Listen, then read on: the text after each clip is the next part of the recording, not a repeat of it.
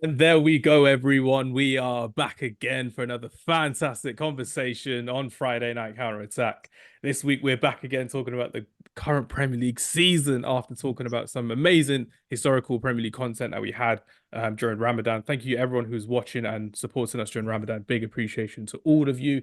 But you're clicking on this podcast today because you're seeing the topic of conversation that a lot of people and a lot of creators have done this season, but we're going to do it in our own kind of format. So we are going to be discussing the Premier League underrated 11 of the season. And I know the season's only in April. I know this, that, and the other, but you know what? We're not going to do it at the end of the season when the Euros comes about or when the Champions League finals happen. We're going to be doing it when we've got the right people on, the right people available. And to be honest with you, we've got a couple of underrated ballers on the show today as well. So starting off with someone who won the league in his football league last week, clean sheet. Travis is on here. Don't underestimate his goalkeeping abilities. Travis, it's good to have you on, my friend, because I definitely will never, ever underrate your foot golf abilities either, because I'm 0 for 2 against you now, my friend. So it's not looking good for me coming up with the summer. How are you doing, Travis? It's good to see you.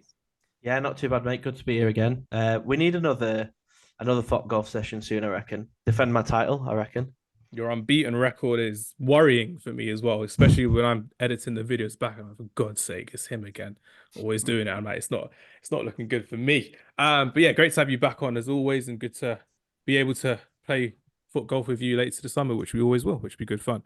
And someone who else is very, very good at foot golf, underrated at foot golf, but he has a very, very underrated and underappreciated show on YouTube, Talking Kit, which a lot of people need to get onto a bit more as well. So I am introducing my friend Double A. So Double A, I know I always make this joke about not saying your government name, and I'm not going to continue saying the government name. I'm going to stay consistent with this one as well, which is good. But good to have you back on, my friend. Before I ask you how you're doing, what's your underrated football kit for the season? Just so I get your perspective. Oh wow! Mm. So you didn't prepare me for that. You kind of sprung that one on me. We prepare like 90% of the show and 10% is ad libs, and I'm looking forward to this ad lib. What we got, Double A? Underrated football kit for this season. Ah man, that is very tricky. I you've really caught me there. Right, I will say I'm Travis, gonna jump in if you want. I'm gonna say the England away shirt. I think You're back in an England away shirt. yeah, That's man. crazy. Yeah, man. I think it is fantastic. I think the leaks of it, when I first saw the leaks, wasn't impressed at all. And I think Nike with their templates at the moment, the weird flappy collar on the home shirts, them in Brazil both have that. But when I saw the away and it looked purple and it looked blue, then it looked grey, and it looked like a bit of a brown, like that Spurs away brown. But seeing it on pitch as well, and seeing Kobe Mainoo in it even more. Oh, mate, 10 out of 10. I think it's a 10 out of 10 kit, me. And I think that with the gold numbers, it's beautiful. And listen, if England win the Euros wearing it this summer, absolutely amazing. But for me, I think underrated because given a lot of people, especially in the kit community, were a bit unsure about it. I think it's a stunner for sure. Travis, so you're going to be spending 124.99 plus delivery charges for that England kit this summer? Not a chance. Absolutely not a chance. I do like the shirt though. It's very, very nice. I like both England kits this year, to be fair. I just never buy the England ones. I always get the Tottenham ones, really. I just get the Sweden ones for Victor Lindelof. I was going to say Alexander Isak, but I'm like, that wasn't true at all. But and also because it was quite cheap on the internet, which is good fun indeed. But yeah, it's going to be a good fun of how I don't get why we left this so late in the season, but I'm glad we did. Without further ado, we're getting straight into it. When Sara and Salim do join, by all means, they can join, which will be good fun indeed. But this is how we're doing our underrated Premier League team of the season. One player per club. This is going to be so difficult because there's only 2 clubs in the Premier League who everyone said are underrated this season. Aston Villa and Fulham. Got like 7 people saying 7 different Fulham players. I'm like, I think Andres Pereira scored 2 goals on the weekend. So people are Andres Pereira. And I'm like, you're just saying it because he scored 2 against West Ham, which is big as well. And then there are some people who are suggesting players who are not underrated, but undervalued and underappreciated. And I'm like, there's no way in hell our underrated Premier League team of the season is featuring Trent Alexander-Arnold. It's just not happening. It just isn't happening as well. So a few ground rules for us as soon as we begin the show. 1 player per club. We have to agree on the starting 11 in a 4-3-3 formation. And we're going to work from back to front because it'll be easier for me to edit and for our listeners to join in as well. And as always, join in at home, share your comments on social media like you love to do as well. Complain about our choices because I know you love to do that as well. Without further ado, everyone, here we go. Premier League Underrated 11 featuring special guests, and we are rocking and we are rolling. Goalkeeper. I'm starting off by throwing Gigi Vicario into the mix. But I know a lot of people don't think he's underrated. Travis has spoken glowingly about him, but a few things about Vicario this season. He signed in the summer from Empoli for just under £20 million. And the fact he's got 6 clean sheets in the Premier League whilst Spurs play heart attack football is crazy to me, having such open defenses this season as well. His passing accuracy is around 80%. And the fact of the matter is he's been playing high risk football in his first season in the Premier League and is looking like he's going to be maybe even the #1 keeper for Italy at the European Championships. So that's my first opinion for goalkeeper. Double A, what about you? Who have you got in goalkeeper? Who would you want to put in as a goalkeeper? Vicario definitely did spring to mind for me, and I think he's a funny one because I think he has become rated. Never mind, he's underrated. I think he's become rated because I don't think, and seeing from Spurs fans online, I don't think he was rated by a lot of Spurs fans. It was a case of for people who didn't know who he was, who the hell, what replacing Hugo Lloris. Hugo Lloris. I forgot his name. How can I forget his name? Because he's I thought you were ad-libbing about it as well. Nah, Lloris just fumbling the ball. I know his name, and because he's not a Spurs fan. He's just a name that's gone totally out of my head. Yeah, obviously Hugo Lloris. Obviously they needed to replace him anyway, and then as we have found, being Manchester United fans, how hard it can be to replace. I'm not saying Lloris was a legend, but he was a very, very, very good goalkeeper. Club captain as well. Spurs. Yeah, absolutely. And you can see the difficulties we have filling that role on several occasions, not just obviously the summer just gone. For him to come in and be unreal, and let's be honest, one of the best goalkeepers in the league this season. I think he definitely deserves massive props, and I look forward to seeing him progress and become an even greater goalkeeper in the future. So he was someone that was in my thinking. Now the person I've gone for Premier League, I've gone for Premier League only. Obviously, it has to be. So I don't want no preconceived thoughts of anything outside of that. I've gone for Andre Onana. I think because of why I say I think his performances in a really bad Manchester United side, and I won't concede the fact that he definitely does have to improve in some aspects of being a goalkeeper. But I think when you look at the coming into Manchester United in what was billed to be a good season, looking to progress, close the gap on the top teams, replacing for me, you could arguably say one of the best keepers, not only in the Premier League, but in the world in the last 10 years, coming and replacing a club legend is had probably a bit of a jump, but a massive presence, and someone who wins you 10 points a season on his own in David De Gea to come and do that. Doesn't matter how confident you are, doesn't matter how regarded you are in world football, to do that is a massive job for any goalkeeper, and he definitely struggled in the beginning to do so. And you saw the sort of switching him from that blasting of De Gea, Harry Maguire in pre-season. That all kind of shifted when the league started, and it did really suffer. But I think he got sat in his pants a couple of times, especially against Forest, and obviously the Champions League disastrous and stuff like that. But I think for the last sort of 3 months, especially the turn of the year, I think he's definitely turning it around a lot better now. And I don't think the system we are playing suits him whatsoever. People screaming for a ball playing goalkeeper when we don't play out from the back particularly well anyway, or we've not been allowed to, seeing the injuries that Manchester United have had. I do start to see a lot of improvement in him. And I do think if he can continue on that trajectory, he can become the keeper that we thought we signed from Inter Milan. I definitely do think that. And I've been one of his biggest critics. I'm not sitting here with red tinted glasses because I've been on his back a lot this season. But I just think, I think when I look at goalkeepers in general and considering how many shots we've conceded since the turn of the year, the most in the top 5 leagues. I think he's doing a decent job, and I think he could be classed as being underrated this season.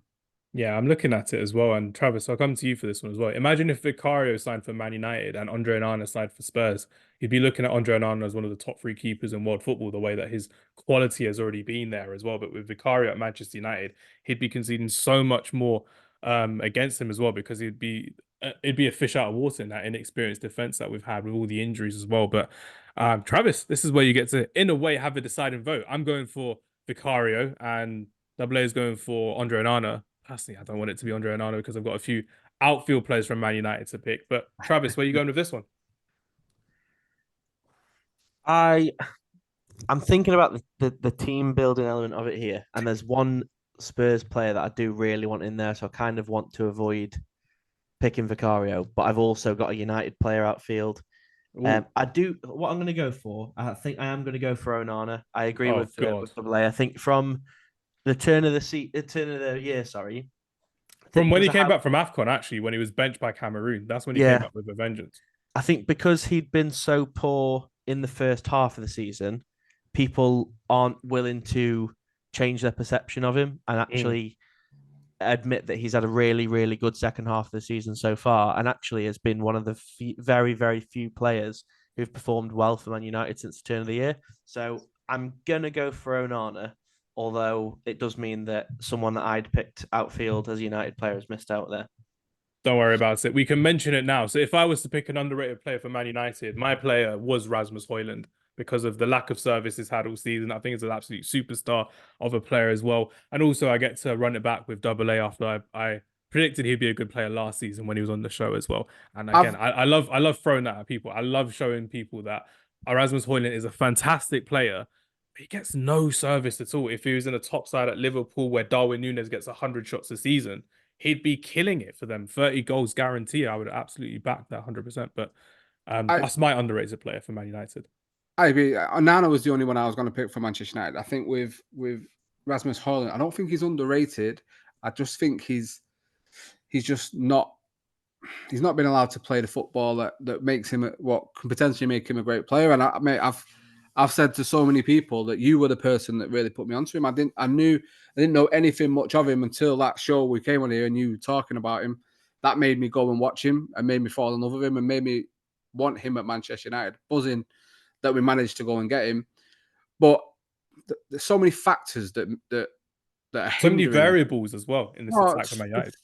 So many that go against him. First of all, the price tag. Again, it's another young player coming to Manchester United on a massive price tag that weighs around the neck. We can throw Sancho in there. We can throw Anthony in there as well. Other players that have these massive, and it's nothing to do with the player. The player cannot help what the club pay for said player. So the problem with social media, the problem with modern day football is that they go hand in hand. If you're seen as an £80 million player, you have to play like an £80 million player every time you step onto the pitch. That can't happen, especially not going to happen with a young player. And a young player in Højlund that is playing what we know as United fans is the worst position to play in this current iteration of Manchester United in the number 9 role, because of the lack of service, because of the greedy wingers that don't want to pass to you and don't want to create for you because they're too invested in their own interest in scoring and creating for themselves. And reposting their edits on social media every week, and you're like, come on now, just give the guy a goal. Even our fullbacks don't even cross in for him as much, which is what annoys me the most.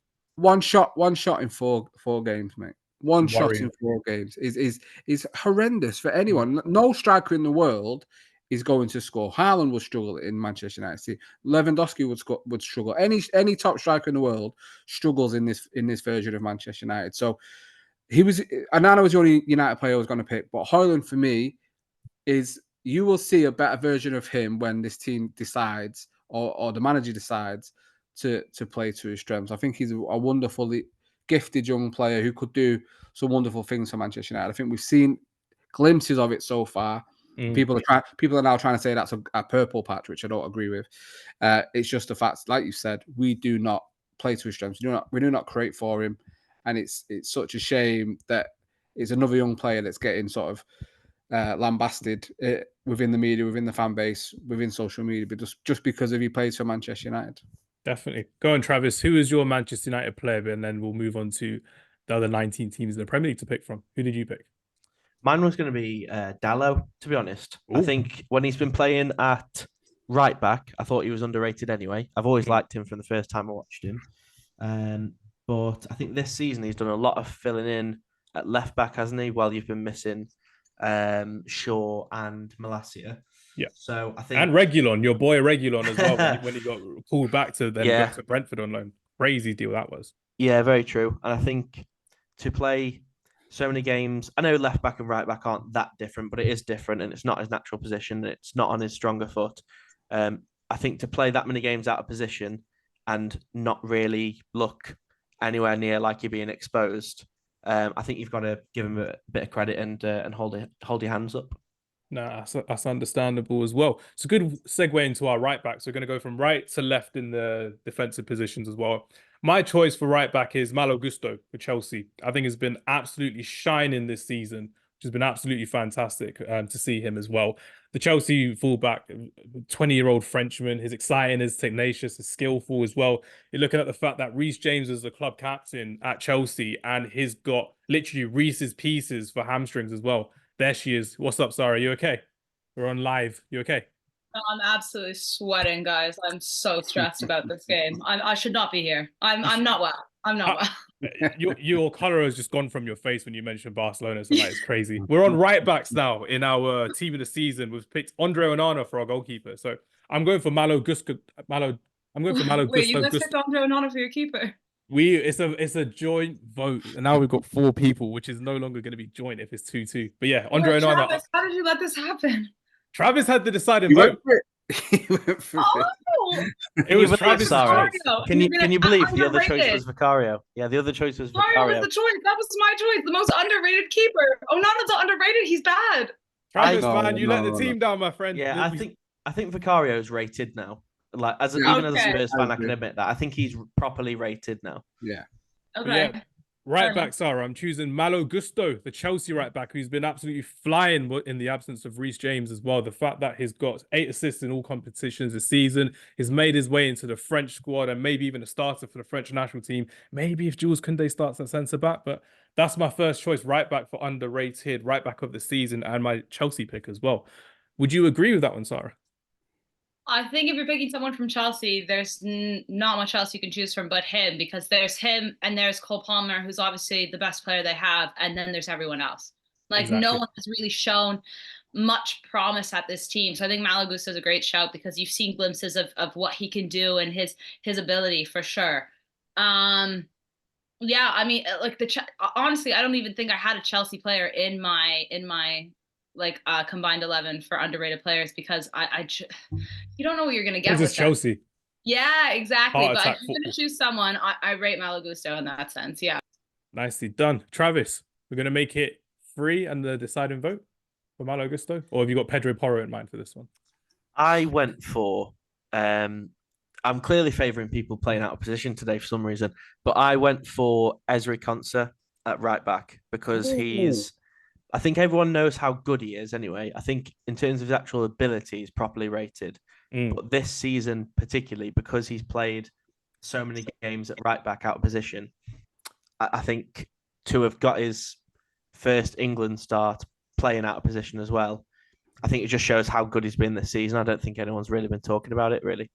Except Salim, who decided not to turn up on time for the podcast today. So we'll wait until Salim joins in. Double A, deciding vote. Malo Gusto, Ezri Konsa for right back, or would you rather save Ezri Konsa for centre back? It's like you're looking at my notes, to be honest with you.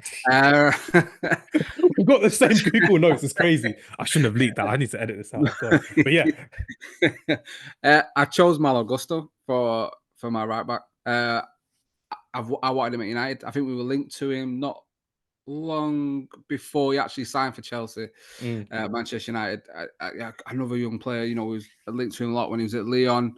And like you say, having such issues with the captain being so injury prone, he's come in and done a fantastic job. I think it was early on in the season, he kind of had this sort of spell where he just looked unplayable on that right hand side. Like you say, Chelsea being so up and down and not performing to the levels you would expect them to with their squad and the caliber of players they have.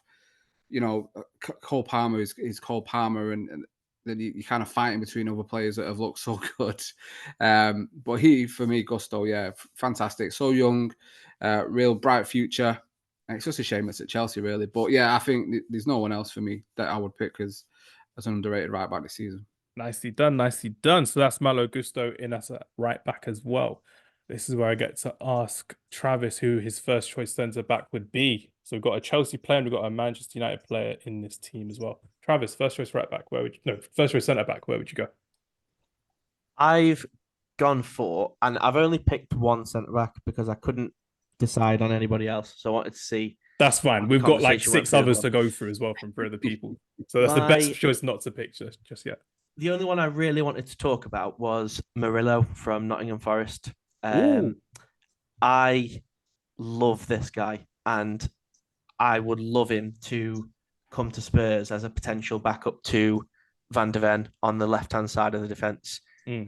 I just think he's so good and so underrated, and he's a maverick as well. I don't know if you've seen these little mazy runs that he's gone on a couple of times. Have you seen him shooting from the halfway line? Those were crazy. This guy, this is partially why I love him, because he's just got a little bit of character about him as well, from what I can tell. And I think everything in the Premier League nowadays is so diluted and so kind of media trained and all this sort of stuff.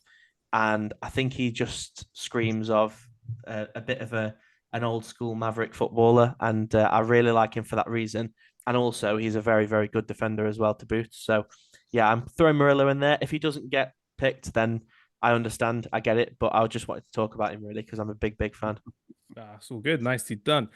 I've got a centre back. I've got 2 in mind. Or I had like 7, but I've narrowed it down to 2. But one question I wanted to ask all of you, if we're going to get this guy in our team or not. Is Gabriel from Arsenal an underrated centre back, or is he now properly rated? I saw you pick that. Gabriel's not underrated. Like, there's no way that was a crazy shout to me. I saw your list. There's a few people on your list, by the way, that I was thinking these are not underrated players. These are very well known, ranked, properly played, in my opinion. That's what I wanted to make sure. We have to agree unanimously on this team. That's why I'm like, some people I can get away with, some people I won't be able to get away with. So Gabriel is a no for you on underrated, Sarah. Do you think he's one of the top 5 centre-backs in the league, or is he just really good now after the consistent start he's had? Top 10 for sure. I don't know about top 5, but if you're not putting Vicario there as your keeper, you can't be putting Gabriel there as your centre-back. Travis's idea. He wanted another Spurs player in as well. So that's a no from Sarah for Gabriel. Double A, what about you? Gabriel, underrated, not overrated? I think he's overrated. I think he's good. I don't think he's as good as what people make him out to be. I think he's saved a lot by Saliba and that Arsenal team. I think he's, don't get me wrong, as you know, Brazil are my national team. Also, I do kind of have a bit of a bias towards Brazilian players. And I do think he's fantastic. Another player that was linked to United, another player that I wanted at Manchester United. But Arsenal fans will tell you it's the best centre back pairing in the world at the moment, which I definitely don't agree with. But he can't be anywhere near an underrated. Maybe if you're talking underrated this season because of performances, that's kind of you're bending the rules a little bit to shoehorn him in. But the level he plays at, and he is a really, really good top level centre back. He can't be anywhere near an underrated 11 for me personally, pal. Nah, it's all good. I'm guessing that's going to be that's the majority vote for Gabriel out of this contention. So my other centre back I had chosen was Joachim Andersen, the Danish centre back from Crystal Palace, who is an absolute baller. He shone versus Liverpool on the weekend in their 1-0 emphatic win against Arsenal. Someone for the last couple of years in the Premier League, 98 appearances for Crystal Palace, 30 caps for Denmark as well. Sarah's second favourite nation in Europe, which is great to see. 170 accurate long balls, which is great in the Premier League. And the fact of the matter is he's been an exceptional long-range passer in the Premier League. And under Michael Glasner now, their new manager, Michel Glasner, I may pronounce his first name wrong, correct me if I am wrong. The fact that it's in this 3-4-3 formation, he's got a lot more freedom to find players up the pitch with Mateta, with Eze and Elise back into fitness as well. That was a great performance from Andersen on the weekend, and I wanted to give him his flowers. He may not make the back 4 for us, but just like with Travis as well, he's someone I wanted to mention, and I thought, you know what, if there's a cheeky chance we can get a Crystal Palace player in here, I'll go for Joachim Andersen. What do you think, Double A? You raised some good points. He wasn't. I don't think he was on my list. I don't even think I give him much consideration up until I saw it on your list, and it kind of made me think about it, you're totally spot on what you're saying about Sunday. For that watching that game, I've never been so jealous of a Crystal Palace team in my life. How they can go to Anfield and play like that when Manchester United could never even dream of playing that expansive and going toe to toe with Liverpool. We cannot even dream of doing that. So the sit here and be jealous of Crystal Palace is quite humbling as a Manchester United fan. If he was to be in the underrated team, I wouldn't be against it. It just wasn't going to make my list. Nah, that's okay. Sarah, how about you? Joachim Andersen, in your list or not in your list? He wasn't in my list, but I appreciate the shout, and I could be swayed potentially. I'm also not really sure if my two center backs are going to be considered underrated. Let's hear it. Who have you got for your two center backs? Well, I went Fabian Sarr because I think in the sense of being underrated with what's happened to Newcastle this season, he's been one of their most consistent. He's played every Premier League match for them. They've gone through injury upon injury in every single position, but one player that has been consistent is Fabian Sarr. And I think if it wasn't for him, would they still be in the top 10? Do you know what I mean? Like there's been so much reliance on this player. And I think because of that, I gave him that kind of underrated title because even though Newcastle are now considered one of those big teams with all the money that they came into, last season and whatnot, I think that they've really struggled this season and people are kind of overlooking them now, which is fine. But this player specifically to me, I think has been absolutely phenomenal for Newcastle. And I had to give him a shout, whether you guys accept it or not. I think he's been one of the best underrated center backs in the Premier this season. And who's your second choice? Got to rep Salim here and go for my Spaniard Pau Torres. Pau Torres, oh my days, is going to be getting... Yeah, we got to give him a shout. The one podcast Salim wants to miss. It's the one where we talk about Aston Villa in every position, which is crazy. Yeah. Damn it, Salim. Goodness sake. So we've got Pau Torres, we've got Joachim Andersen, we've got Murillo, and we've got Fabian Sarr. Double A, who have you got as your two centre-backs? I'll just jump on Sarah's Sarr point now, because absolutely spot hit the nail on the head, because people talk about Sven Botman as being this fantastic centre-back, which he is. And he's almost like in the shadow of Sven Botman. And I think Fabian Sarr, speaking to some Newcastle fans and seeing tweets about Newcastle, they absolutely love him. And I think you're absolutely right. Without him this season as well, I think they would be in a lot more trouble. I think, listen, I'm almost on what I say, my two, because I think Sarr should definitely be in there. I didn't even give him a second thought. It's just one of those. But when you say that and you bring those sort of facts, it makes absolute sense. Just to put my two out there, I know he's like Travis was saying, he's played a lot at right back, but I thought because I wanted to get gusto, I did go for Konsa. I think he's been great for Villa. Like I say, getting that England cap. I think I know he's playing right back a lot. I think it's 26 games he's played this season or something around that. Maybe 30 games, I think. He's like 93% pass completion. He's improving and he looks really, really good. Really, really impressed with him, as you are with most of that Villa team when you watch them play. As that video has been doing this weekend of Fergie talking about one team he's been impressed with, which was Aston Villa. If the GOAT's saying it, you have to kind of listen. But I think, and he said that at the beginning of the season as well. He did, game of the season, which is crazy. Yeah, it's crazy, isn't it? And my second one was from Fulham. It's Tosin Adarabioyo, I think. I just think, as someone who comes from the City Academy and has gone to Fulham, his contract's up and he's been linked with Manchester United. He's been linked with Newcastle as well. Not too long ago, I think he's performing outstanding in another team that I think could have several, like you said, several players like Villa that could be in anyone's list for underrated team of the season. Will he get that sort of big move? I take him at Manchester United. People saying we should be staying away from free signings at Manchester United, but with the fact we could need 2 or 3 centre backs, he's one I would definitely take. 26 years old, knows the Premier League really, really well, and looks a solid, good defender and someone that could fit in with the way we want to play if Ten Hag is to stay at the club. So my two would be Konsa and Tosin, but I'd happily swap any of those two for Sarr. I've been won over. That's okay. That's all good. I'm thinking this is my thinking. I think Fabian Sarr has to be in over Joachim Andersen personally, but then it means that we're gonna have to leave out a Newcastle choice later on. So I'm happy with that if everyone else is happy with that, with Fabian Sarr being the Newcastle representative. So Fabian Sarr, welcome to the team. And Travis has mentioned Ezri Konsa before. Double A, you mentioned Ezri Konsa before. I think it's got to be Ezri Konsa. I know we're used to having a left centre back and a right centre back, both different feet as well. But I think, you know what, on the majority vote as well, with 2 votes there, Ezri Konsa has to make it into the team. And it means that my second favourite Aston Villa player won't be making it into the draft today as well, into the team, I should say. So we've got Ezri Konsa, and then we've got Fabian Schär. For the record, my Newcastle player I was thinking about was Anthony Gordon, but I don't think he's underrated anymore. I think he's personally rated. And my Aston Villa player I was thinking about would have been Boubacar Kamara at centre defensive mid, which would have been the case.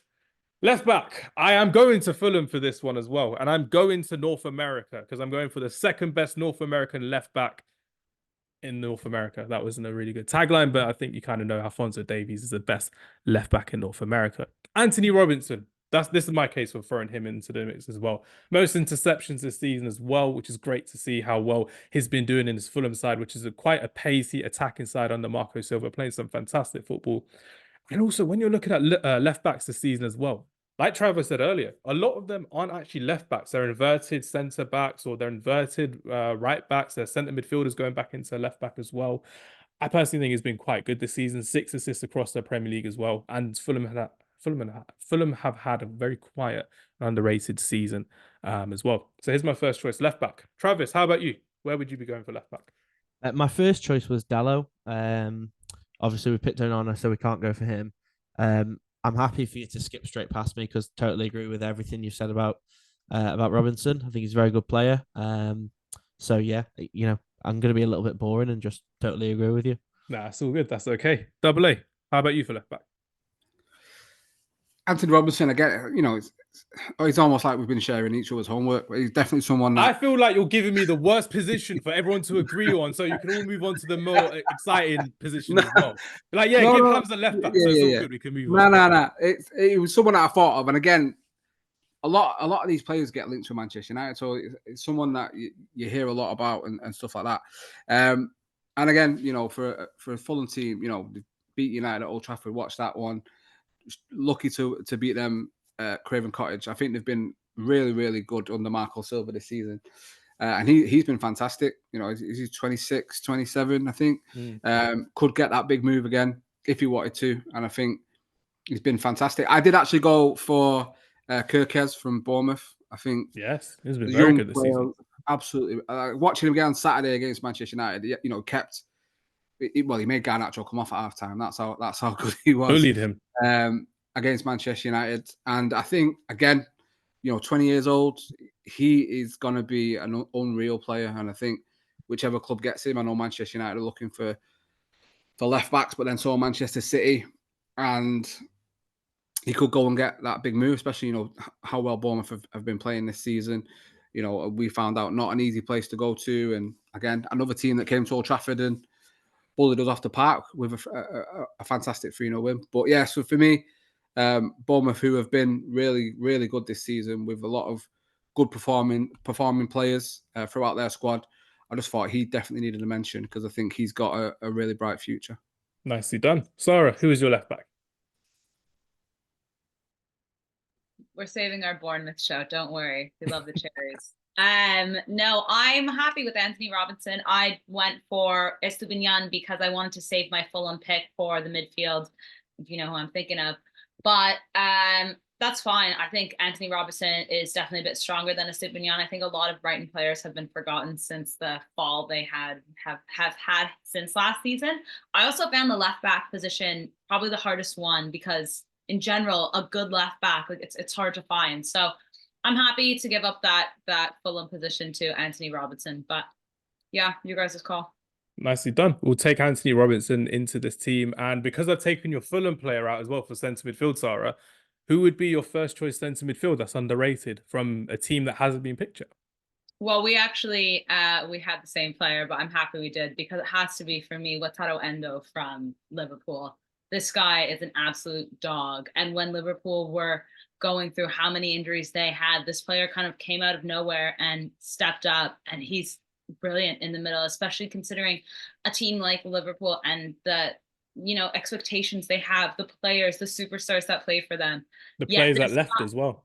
Yeah, I mean, well, you guys can put with him wherever you like, but I just wanted to get him out there for sure because I think to me he's he's so underrated simply because he's playing for one of, as Salim would say, the cartel, and he's just The Big Six cartel.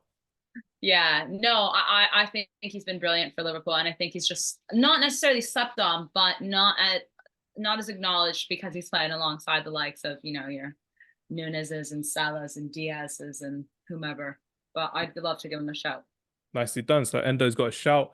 If I have to throw someone in for a shout from my point of view, I'm going to go to Luton Town. And Travis, you may want to cover your ears and mute yourself for my Ross Barkley for England propaganda, which will begin once again today as well. So again, Ross Barkley being such an elegant, talented, commanding presence in the midfield as well for Luton Town, who are struggling against relegation in the last 6-7 games of the Premier League. It's worrying to see that Ross Barkley may end up leaving Luton at the end of the season. But it could be another free transfer at the end of the season where, you know what, Man United may want to take a risk on him as well.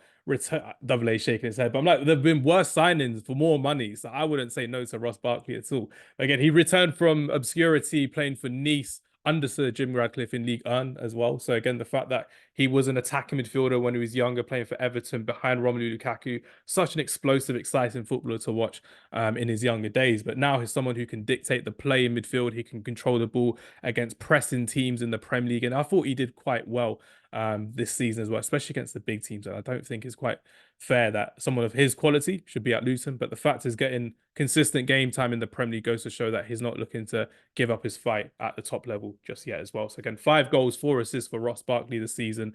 And I think it's a really good comeback story for someone who's always been injured and injury prone in the Premier League as well. Gareth Southgate, pick Ross Barkley. Got to be done. Please and thank you. That's my wildcard pick, who I want to throw in there as well. Double A, who have you got as like a out of field choice for you in centre mid? Well, I'll speak on them first 2 choices. I think, they both hold weight in why they should be included. Endo, I mean, not fancied by a lot of Liverpool fans when he came in. There was a lot of criticism on that signing. I think he's gone to show, that he's a very good player. I think he's had a tricky last couple of weeks. I think the Atalanta game wasn't too good. I know the United games, he was a bit hit and miss. But overall, when you play against Kobe Mainoo, it's difficult for. Well, I didn't want to say it, mate. I didn't want to say it. You know what I mean? When you come up against the best in the world, you're gonna have a bad day, aren't you? But I think he's been unreal. And the redemption arc of Ross Barkley again for me is one of the stories of the season. Out in Nice, no one really, you forget that he's even there, kind of thing. You don't see a lot of him, but he's come back and what he's done for that Luton team and how competitive they've been in this league for a team. The whole story about the ground being within the houses, they're just going to get smacked up every single week, the whipping boys of the league. What they've done to the big 6 or the cartel, whatever you want to call them, down at their ground has been, it's a fortress. It looks, it's difficult. I knew we would struggle in that game. I knew we would struggle there. Liverpool found that out. Arsenal getting a last minute winner against them, and he's been the orchestrator of that. For me, I think you talk about a big move. I think for me, he's better being the big fish in a small pond rather than just a fish in a big pond. Because we've seen at Chelsea, they may be mitigating circumstances, but I think he kind of was swallowed up a little bit with such big personalities and not being the focal point like he was, similar at Everton.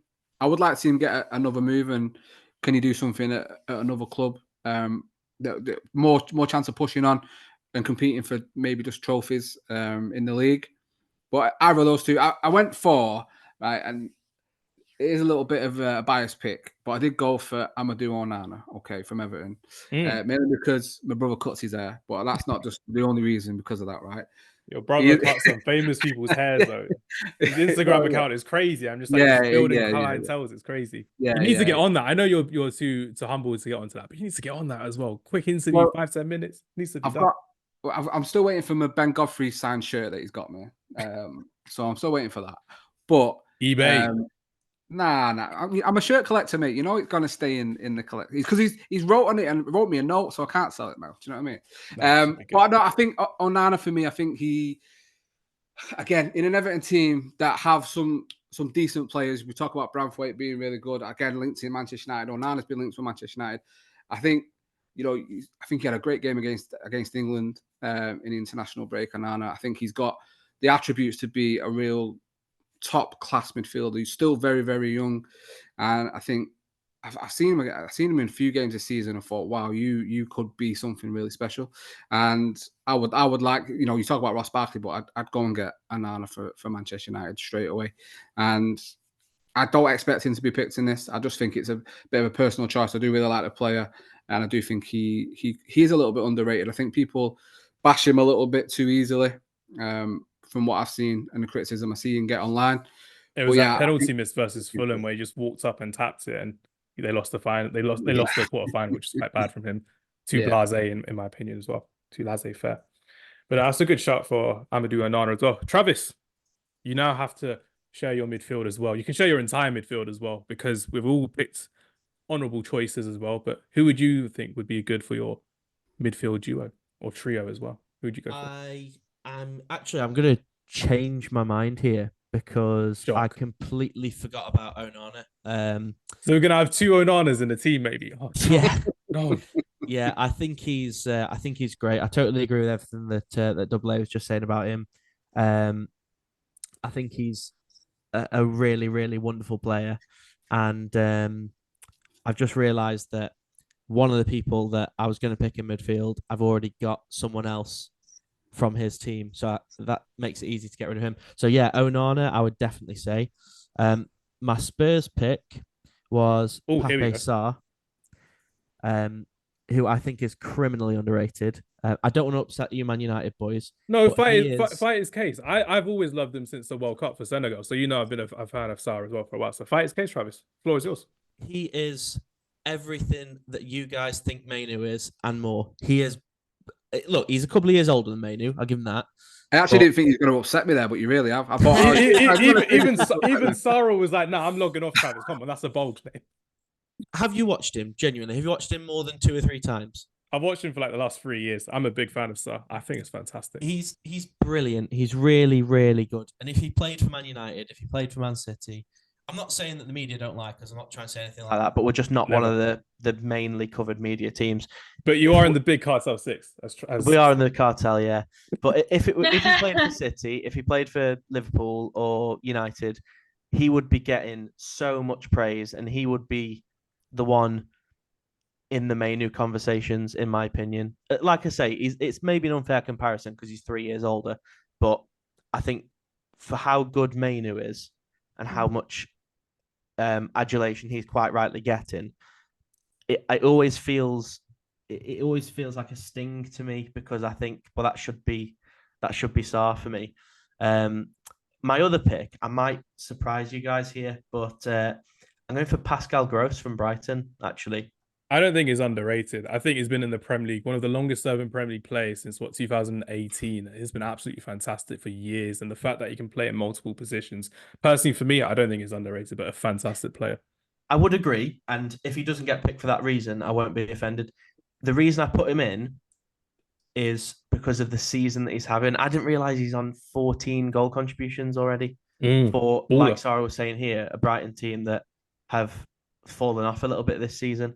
That is an unbelievably good season for him. So I totally agree. I don't think that on the whole he's underrated, but I think he's having an underrated season. I was researching earlier and I saw his name pop up and I thought, no, he's not underrated. He's everyone knows how good he is. And then I saw something talking about his stats from this season, and that was what made me think, wow, yeah, I didn't even realize he's having so good of a season. So like I say, if he doesn't get picked, I won't be offended for that reason. But yeah, my 3 were Gross, Sarr, and now Onana. I was going to say Edson Alvarez, but no, I think I would rather go for Onana. That's fair enough. So just to complete my 3 that I did for midfielders, Bernardo Silva, it was Ross Barkley and Wataru Endō as well. I wanted to shout out James Garner from Everton, but if we are going for an Everton pick, I'd rather pick Amadou Onana over James Garner personally as well. Sarah, what was your midfield? Because you mentioned you had a Fulham player. You've got Endō. Who was your final midfielder in that team? I had Alex Iwobi and I had Kobe Mainu because I wasn't going to take Diogo Dalot in the back. And also, I wanted to take Mainu Sarr. Underrated? No. I wanted to take Sarr, but I took Vicario as my keeper. So I'm super happy to be doing that because he's an unbelievable player. I agree with everything Travis said. Well, I think Kobe Mainu still has to be underrated because we don't know what to expect from him yet. He's 17. Like, I think when you have someone that young, it's still like there's so much unknown. And I wanted to shout out a Man U player that wasn't Dalot or Onana. Like, I can't get over that you guys picked that as your keeper. It's insane. I still can't believe you picked Diogo Dalot as your player of the season for Man United on your show. That was crazy. I'm just like, nah. There's no one else. There's no one. Kobe. Johnny Evans. I told you, Johnny Evans was a guy to pick. No. There's no one that's been like as consistent as him. And we named a few other ones, but I think it has to be him. Anyways, enough about United. Let's talk about some exciting players. Some exciting teams as well. So we've got Pape Sarr in there. We've got Amadou Onana. I'm going to be fighting Ross Barkley's case forever and always. Can we do this? How can we do this? I mean, Onana's already... Can I give my two that I didn't give? Yeah, go for it. Sorry. So I did actually put Bernardo Silva along with you, right? Yes. And I saw Sarah's face, to say like, what the hell do you mean, Bernardo Silva? And the reason why he's underrated is because, for me personally, he is top 5 player in this league. And I don't think he gets the credit of how much of a beautiful footballer he actually is. And I think Bernardo Silva's utility, the fact that Bernardo Silva is a utility player works against him in this Manchester City team. If he had a definitive right wing position or a centre mid position, he would be shining like we see with Kevin De Bruyne as well. But he's a utility player that we've seen play at left back as a false nine, left wing, right wing, centre mid, defensive mid as well. It's crazy, but it's worked against him in the past, unfortunately, for the top quality player that he is. When we play Manchester City, he's the player I'm scared of the most because he's the unpredictable. He always does something. You know what KDB is going to do. You know exactly what he's going to do. What Foden technically and mostly he's going to do. But Bernardo Silva can just confuse you at every turn. And listen, it's one of them things I hate to say because over the last 10 years they've had so many, but he's one of them City players you just can't hate. As much as I'd like to, being a Manchester United fan, I just cannot hate him. And I do hope João Felix is right and he goes to Barcelona because it means, Barca being my second team means I can actually support him and love him, same as I can do with Gundogan. Barca being your second team now. You didn't know that? I'll go and get all the shirts, mate. I thought it was Stockport County. That's all I'm saying. That's all I'm saying. That's because they're my local team. That's different. That's okay. Not how it works. So yeah, Bernardo Silva. But again, I can understand why people say he's not underrated because he plays for Manchester City and this. But I think he is as a player and what he actually is. He's very underrated. I think for this season as well, I went for Morgan Gibbs-White as well. I think he just definitely deserves a mention at least. Another player you think is going to get a big move sometime down the line. A player I would like at Manchester United. I think he'd do wonders in our midfield. And the criticism Bruno gets, as being, he's 23, 24. Yeah. Right now. A young player can come in and I think could play for any of the big teams, really. I think he's got everything you need. And that Forest team have, again, scattered with some really good players throughout it. And I think, watching him, I have to go off a lot of what I see when they come to Old Trafford because I watch it with my own eyes. And one of the players this season that's massively impressed me the most, they were unlucky not to win at Old Trafford this season. And I think he's a fantastic footballer. So, yeah, my three were Onana, Bernardo Silva, and Morgan Gibbs-White for the mid. Nicely done. Well, it's not nicely done. It doesn't look like Ross Barkley is going to be making this team unless Sara and Travis want to change their minds. So farewell, Ross Barkley, gone but never forgotten. I mean, he's not dead, but the streets will never forget is what I should have said. The streets will never forget Ross Barkley in this little conversation. So it looks like Amadou Onana is making this team. Bernardo Silva. Travis, you think Bernardo Silva's...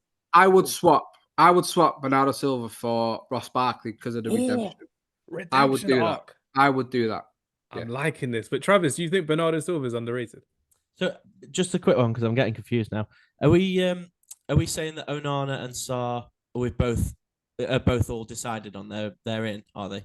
So Sarah's picked Sarr, you picked Sarr, and I've gone for Onana as opposed to Endō. So it's like 2 for Endō, 2 for Sarr, 2 for Onana, but we want to pick an attacking midfielder as well. So if we are going to go for Bernardo Silva, do you think he's underrated or not, Travis? Just so we can carry on with it. I don't know, honestly. I get where you're coming from because he's is he brilliant. Underrated or is he undervalued? Better way of wording it. Yeah, I don't think he's underrated. I think everyone knows how good he is, but I think because there's players like KDB and Haaland who play for City, he's just not top billing. yeah, they get the limelight, don't they? And they get the spotlight and the headlines, whereas Silva doesn't really. It's more like Jeremy Renner in the Avengers playing Hawkeye as opposed to obviously Tony Stark and Captain America and that as well. Chris Evans and Downey Jr. taking home the big butts as well. So you could put Ross number 10 though. You could put Ross further up. So are we going to do Sarah, what are we doing? Are we going to do Onana, Sarr, and Barkley? I don't think you could put Silva. Like, it's just ridiculous. No, I'm just listening to this, and it's out of control. We're all agreeing. Let's give these other players playing for these smaller teams some love. We talk about these guys week in and week out. No one's saying Bernardo Silva is underrated. The guy is an absolute masterclass. I agree. One of the top 5 players right now. Get that out of there. Put whoever you want. But no, I refuse. Sarr, Onana, Barkley is the midfield I'm looking at. Yeah, that's fine. I'm happy with that. I really don't like the Barkley shout, but I am outnumbered, so fair enough. It's okay. I'll take it as well. Unless we want to take... Actually, no, we can't put Endō in because Sarr beat Endō to that one as well. Now we're on to our strikers, our attacking players. So from right to left as well. What's up, Can I go first? Because I need to run because there's big things in 3 minutes. For it. Enjoy your you guys game. can decide, and I'll come back and then eventually see what happens. But my front 3 are... Jared Bowen, obviously of West Ham, up front, Dominic Solanke, the Bournemouth ledge, and then I have Pedro Neto because really, where would Wolves be without Pedro Neto? And I don't think we don't have any of these 3 teams, right? No. All right, and I want to make it clear, I really was going for underrated players like of the entire league. Like I really didn't want to pick any of the big 6, but I think this is like such a great. Yeah, well, yeah, because we talk about them week in and week out, but it is exciting to talk about some of these other players that maybe don't get as appreciated. But you guys take those 3, do what you want from them. I'm gonna go watch Barcelona kick PSG out of the Champions League. And I will clip this when Barcelona do kick out PSG from the Champions League. Nice to see you, and I'll see you on the live stream tomorrow, which will be good fun. All right, take care. See you later, Sarah. I'll probably do the same thing because I also need to need to Gareth Bale. So double A and I are going to finish off, which will be great. Who's your front 3, and then double A will decide with me as well. My front 3, on the right hand side, I've gone for Mohammed Kudus. I've gone for same as Sarah. I've gone for Solanke in the middle, and I really couldn't decide between Brennan Johnson and Hwang Hee-chan, but I'll go for Hwang Hee-chan because obviously we've picked Sarr from Spurs earlier, haven't we? Nicely done. Travis, thank you very much for your time today. As always, I will see you for a crossbar challenge soon, which will be good fun. Enjoy your Perfect. See you later, fellas. Thanks. Take care. See you later. Oh man, double A, we're in the mud now. We're in the trenches. We're in the attacking side of things as well. One of the players that I had in my list was mentioned by Travis, Mohammed Kudus, right wing. Jared Bowen, for me, I love him. I don't think he's underrated. I think he's quality, Jared Bowen, but Mohammed Kudus for me is underrated. And I know you were just pointing to yourself. Were you pointing for Jared or were you pointing for Mohammed? No, I was pointing because Kudus is in my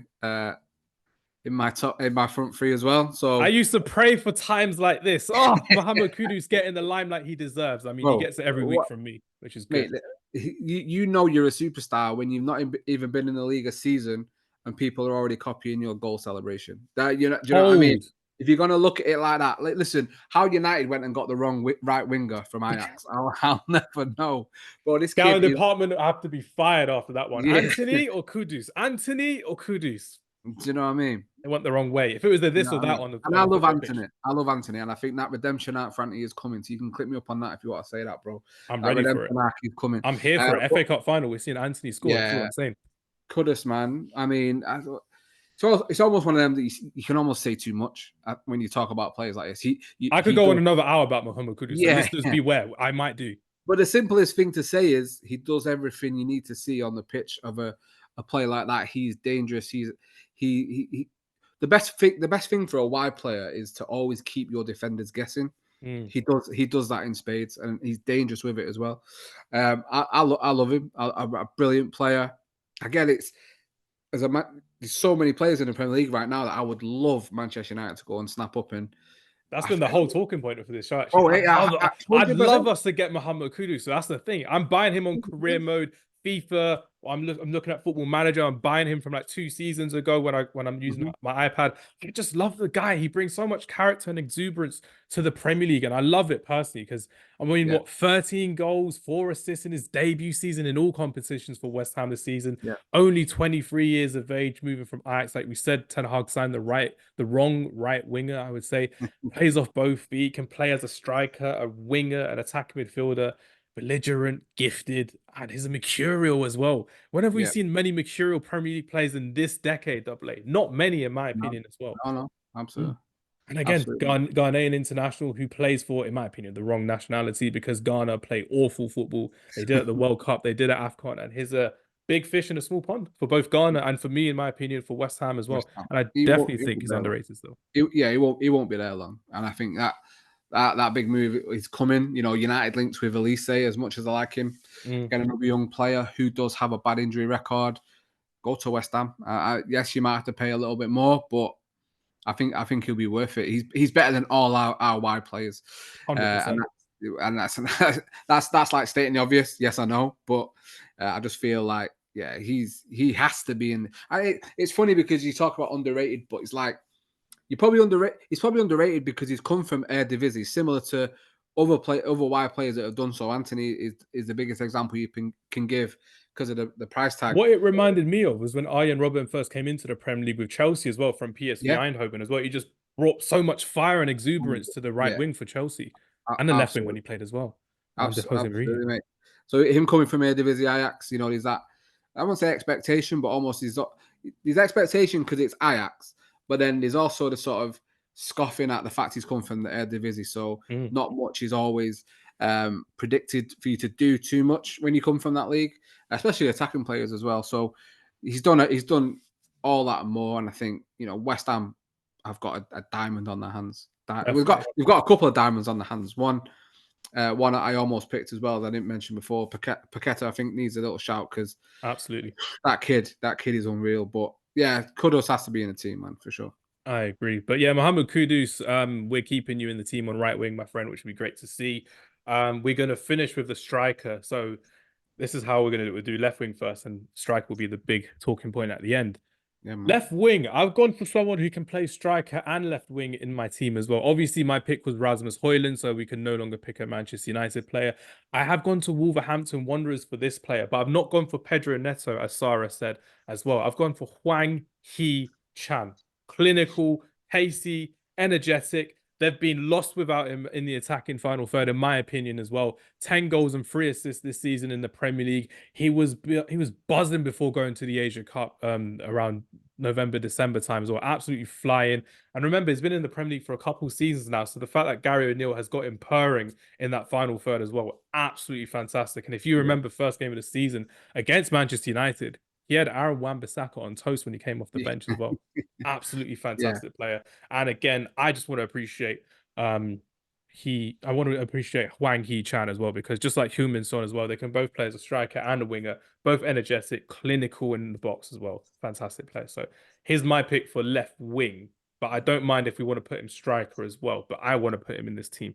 What's your thoughts on yeah, mate, he's spot on, and he was someone I looked at for my left wing spot, but because of who I wanted to put left wing and another striker from the same team, I've kind of left him out. I think he's fantastic. I think he's such a great player. And listen, that Wolves team again. You know, we talk. There's so many players from that. And the manager as well, Gary O'Neill, underrated. Absolutely. You know, I didn't even get to mention João Gomez. I think he's a fantastic player as well. Another one. I had so many. Again, would love it. Manchester United. Nori was a baller this season. Nori has been fantastic. There's unreal players in that. You know, Kilman as well. There's so many players that have played so well, and they've been so unlucky to say where they are in the league with the amount of decisions that have gone against them. Manchester United in the first game being one of them, when they should have had that penalty. You know, it's kind of been the tail of their season. But Gary O'Neill is doing wonders with that team, and yeah, I mean, I would have him. I think I'll mention my left winger. I went for Adringa from Brighton. I think he. Don't do this to me. He was my backup player because I've been buzzing about him all season as well. I love the fact that he scored in AFCON as well, who's a bright spot for the Ivory Coast. Yeah, man. It's like choosing between two children for me. This is crazy right now. Hwang Hee-chan, my South Korean child and my Ivorian child. This is crazy. Yeah, 22 years old. Obviously, he was on loan in Belgium last season, Union St. Gallen. He's come in this season. He's 6 goals. He's got looks an absolute player. You know, someone again for the future. Brighton do this so well, don't they? They get them players you don't know, and they turn them into fantastic football players. And I think this is another one on that list. Especially because Mitoma's been injured as well, so it's been a big gap that they've had in their attacking final third. And he's filled it, and you wouldn't even notice. You know, a lot of talk, a lot of people talking about Mitoma kind of falling off a cliff this season. Obviously, a lot of it is down to injury, but yeah, I just think Adringa needed to have a mention on this show for underrated players. I think, you know, as Zara mentioned it before, Brighton not having the season expected, but they still have some really good players within that squad, and he's definitely one of them. So I'd like to give it a mention. Nah, it's all good. And who would you go for as your striker? Striker, do you know what? Does it have to be Solanke? It's been balling out this season. I was just about to say, Zara mentioned it, and listen, again, you know, redemption arc. Barkley's redemption arc is fantastic. I think Solanke's to be, you know, to score 17 goals now, is it? It's unbelievable, mate. You know, he's had two big moves or 2 big clubs fail, Chelsea and Liverpool. You kind of think, well, you know, will it ever happen for him in the Premier League? You know, works really hard, and this season he's really reaping the benefits of all that. And I knew he'd score against United on Saturday. All the shots we concede as well, you're looking at and you're thinking, God damn, it could be a hat trick for him. He missed a few chances, but he scored the one that mattered in the end. Well, that's it, and that's what strikers do. That's what they're there for. That's why they get paid the money they do more often than not. I did go for Matheus Cunha from Wolves. I think again another striker. Is it 11 goals, 11, 12 goals he's got this season? Baller.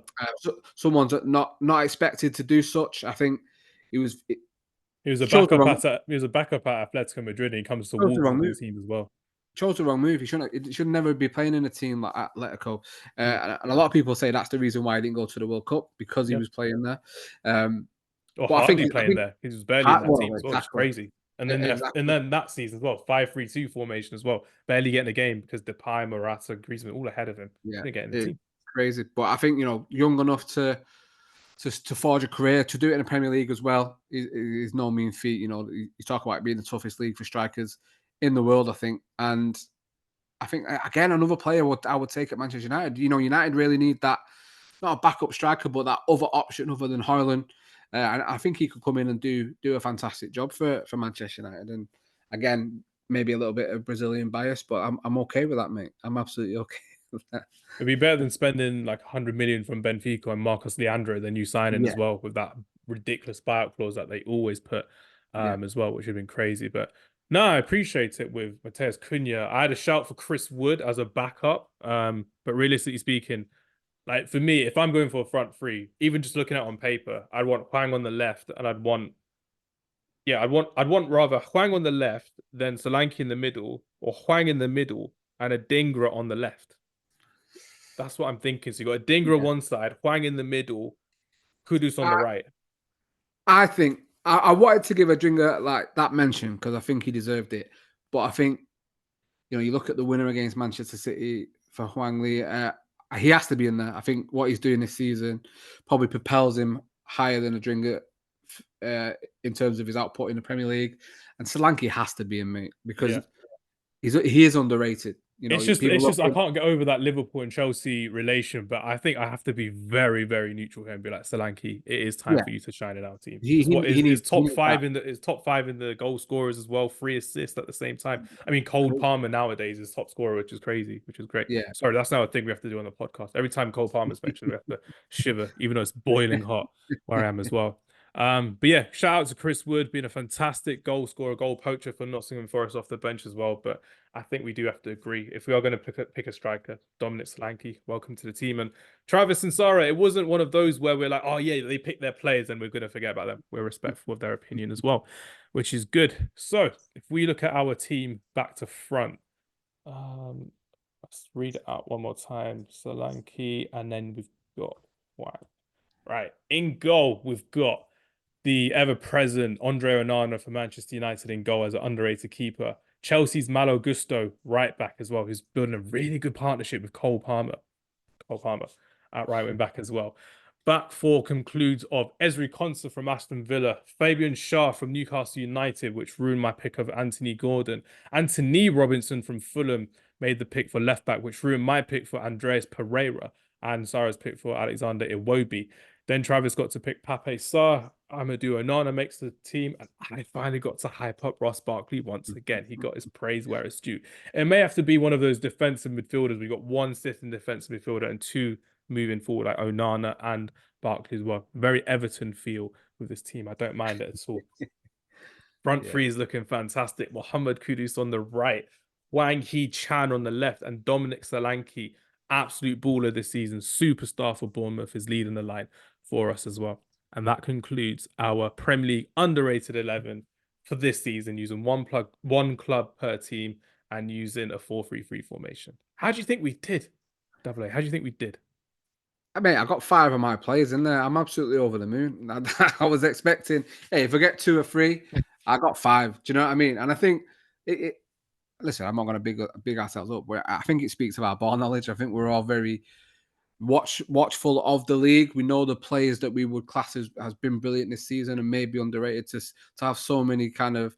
And when we call players up for not being overrated but underhyped as well, Gabriel, Bernardo Silva especially as well. Like before, we had conversation about Alexander Isak. I'm like, no chance. He's a baller. He's not underrated at all. Yeah, it's a Sweden shirt, but he was never going to make the team as well. But we did really well with that one as well. These teams have been playing some good football, and like we were saying as well, when we're playing against these teams, when watching it from a Man United perspective as well, we can see these players shining as well. Mohammed Kudus celebrating against Man United, Dominic Solanke scoring on the weekend as well. Some absolute ballers who don't get the hype and the praise they do every week like they should do, because they only get hyped up when they play against the Cartel 6, which is a big thing as well, which is all good. Before I love you and leave you, Double A, I just want to say thank you very much for your time. And one more question for you today. Who's been your most underrated manager in the Premier League this season and why? Wow. I got you with the kit one, but I needed one more just to finish the show off on the back. Yeah, cheers, mate. No, before, obviously, thank you so much for inviting me on. It's always a pleasure to be here and chop it up and talking football with you. So, likewise, my friend. It has to be Gary O'Neill, right? I think maybe Marco Silva. I'm going to go Marco Silva. I like that choice. Yeah, I think Marco Silva, mate. You know, again, another one, been in the Premier League a little bit, a couple of jobs, Watford, Everton, again, on that sort of third chance. And listen, that Fulham team, brilliant. Like found his home as well. Hard to play against. Play some great football. Got some real underrated ballers throughout the team, mate. You know, I know we've picked one of them in Antonee Robinson, but you know, all the ones we mentioned, Pereira, Iwobi was one. Iwobi, and I think myself in Tosin. You know, there's a few there that, and even Leno even as well. He could be another player. Could still be a top player, I think. Even William could have a shout as well. Do you know what I mean? That's a shout as well. Right wing William still he could have gone back to Brazil and retired. But he thought, you know what, I'm gonna come back one last dance in the Premier League, and he did it with Fulham. He's doing it with Fulham, which is great. Yeah. So I would say Marco Silva for me, underrated manager this season. Nicely done. Fair enough as well. I want to say Barcelona just scored as well, by the way. That's okay. That's a good segue into ending our show as well, which is good. Sarah will definitely be happy. But again, Double A, thank you very much for your time as always. Please do check out Talking Kit and do check out Double AFC on YouTube as well. I will be pestering Double A all summer, as I tend to do, for foot golf challenges, for Copa America content and Euro content, as I tend to do as well, which would be good. So this isn't the end of him for this season, I assure you. Or I'll just have to reuse content, which I tend to do as well, which is great. Everyone, thank you very much for watching and supporting us during Ramadan. We are back. We are energetic. I've got 2-3 more weeks of university left, and I'm ready to go and enjoy this summer of football, which will be good fun indeed. The fun doesn't stop on Friday Night Counter-Attack, which is going to be great fun indeed. But everyone, thank you very much for watching. Sarah, Travis, as always, great cameos. I know you'll be listening back to this. Double A, thank you very much for your time. As always, take care, and we'll see you later.